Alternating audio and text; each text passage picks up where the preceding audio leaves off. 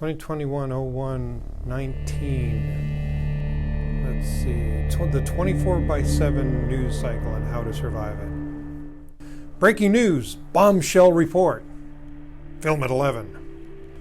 The boy who called wolf. Greetings, Earthlings. I'm Dr. Will, and welcome to Dr. Will Presents. In the fable, The Boy Who Cried Wolf, a shepherd boy repeatedly tricks nearby villagers into believing that a wolf is attacking the flock. When a wolf actually does appear, the boy calls for help again, and the villagers believe it's just another false alarm, so they don't respond. And the wolf eats the sheep. And in some versions of the story, the boy gets at as well. If you like more content like this, then hit the subscribe button below and ring the bell, so you'll get notified when new content is uploaded. So, are you the villagers? The boy? The sheep? Or maybe even the wolf? The boy is clearly what we used to call the press when there were journalists. The boy is also all the pundits, politicians, purveyors of content on the internet these days. I know that includes me, but I'm on my guard against it, so I'm trying not to be, one of them. Here's the dynamic. A long time ago in a galaxy far, far away, I think it was Ohio, I won an opportunity to appear, if you can say appear, on a radio talk show as kind of like Rush Limbaugh for a day. Well, I started with a monologue, and that seemed to go okay. And then I looked over at the phone board, and there was nothing. Nada. Bupkis. No calls. Well, you have to keep talking. You can't have dead air. So I kept talking. And what I noticed was that I became more and more, shall we say, expansive in what I was saying until I finally provoked some phone calls. Everyone clamoring for your attention, your clicks these days, is in that same boat. No clicks equals say something more provocative. So when you don't keep your head when all those about you are losing theirs, then you will be driven by those provocative pronunciamentos into more and more extreme behavior. You'll be whipped into a frenzy with everybody else. And that makes you controllable. And if controllable, controlled. And if you're controlled by your fear and your hate, you're not free.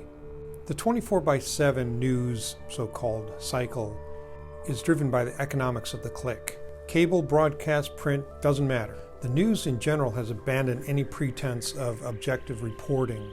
They are there to drive clicks and attention. For your good and the good of our nation, it is incumbent upon you to understand all of the information that you're being presented in that light. Everything you read, see, or hear has to be vetted by you.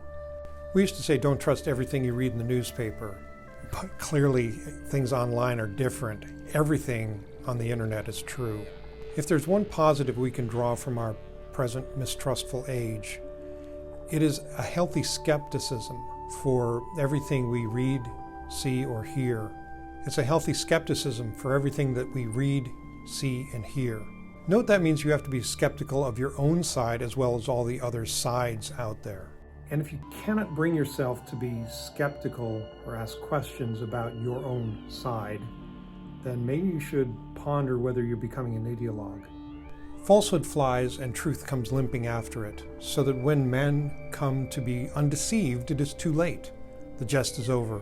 The tale hath had its effect.